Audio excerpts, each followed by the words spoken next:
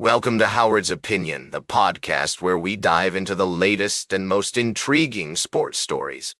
I'm your host, Howard, and I'm excited to share my thoughts and insights with you today. As we get started, let's talk about a topic that's been making waves in the world of college football: the shift in power between coaches and players.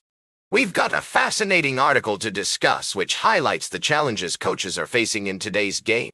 With the rise of name, image, and likeness deals, players are now earning more than ever before, and it's changing the dynamics of the sport.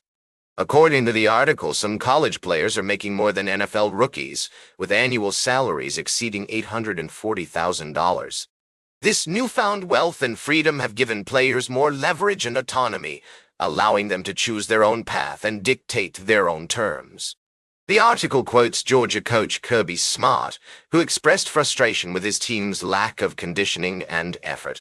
He noted that not one of his 24 freshmen who enrolled early is in shape, and that they're not receptive to coaching.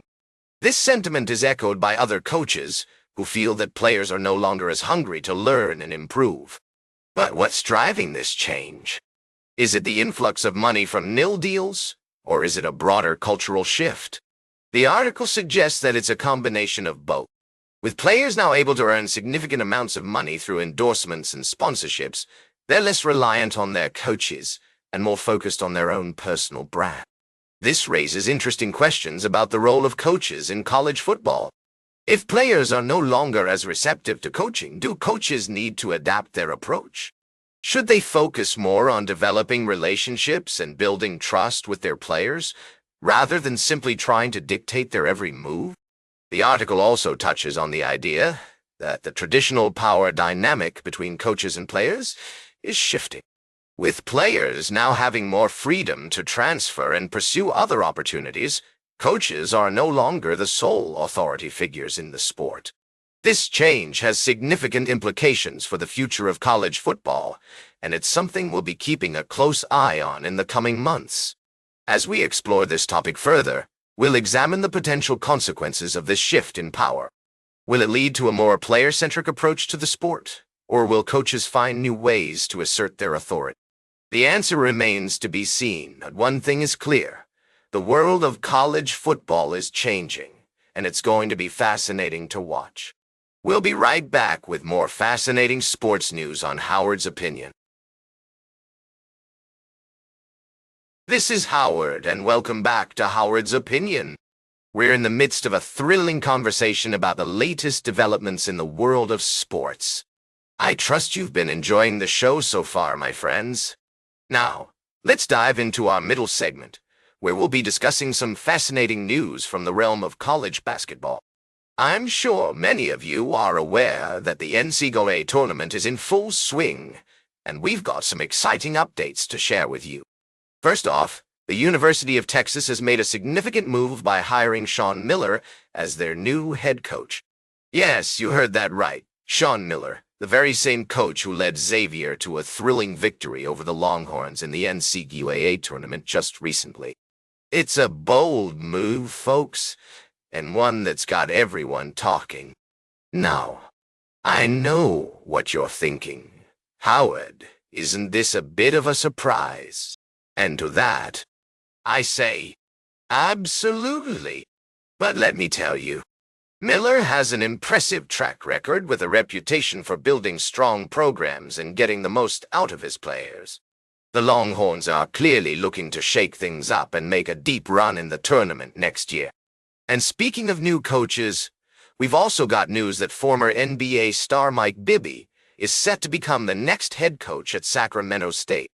That's right, folks. Bibby, the longtime point guard who had a storied career with the Kings, among other teams, is taking the reins at Sacramento State. Now, I know some of you might be thinking, Mike Bibby? Isn't he a bit of an unknown quantity as a coach? And to that, I say, not necessarily. While it's true that Bibby doesn't have a ton of experience on the college level, he has had success coaching in high school, and his playing career gives him a unique perspective on the game. And let's not forget, Sacramento State is a program that's looking to turn things around. They've had some tough seasons recently, but with Bibby at the helm, there's a sense of optimism in the air. Can he bring some of that NBA magic to the college game? We'll have to wait and see. We'll be keeping an eye on both of these stories as they develop, folks. In the meantime, we've got some other exciting news from around the sports world to share with you. Stay tuned for our final story of the day, right here on Howard's Opinion. Welcome back to Howard's Opinion, folks. We're closing out today's show with a thrilling story that's got it all: drama, suspense, and incredible athleticism. I'm talking about the recent NCAA tournament game between Alabama and Maryland, which has been making waves in the sports world. Now, I know some of you might be thinking, Howard, why are you talking about women's basketball? And my response is, why not? This game was an instant classic, with Alabama's Sarah Ashley Barker putting on a show for the ages.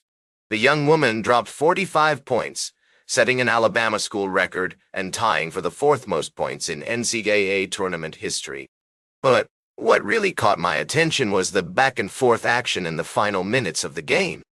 I mean, we're talking about a 17-point lead slipping away, clutch three-pointers, and desperate heaves from way downtown. It was like a roller coaster ride of emotions, folks.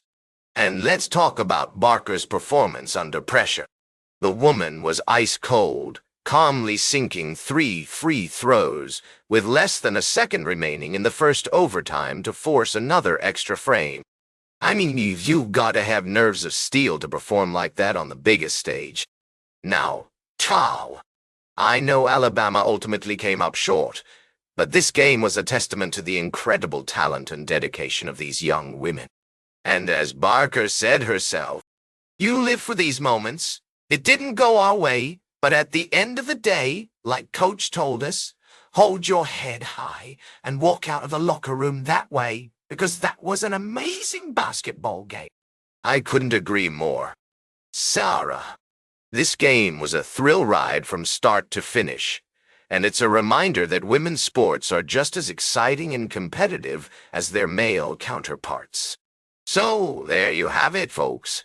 My take on this incredible game. Whether you're a die-hard basketball fan or just someone who appreciates great competition, this story has something for everyone. That's all for today's Howard's Opinion. Remember to like, share, and subscribe. And until next time, these are some of my humble thoughts.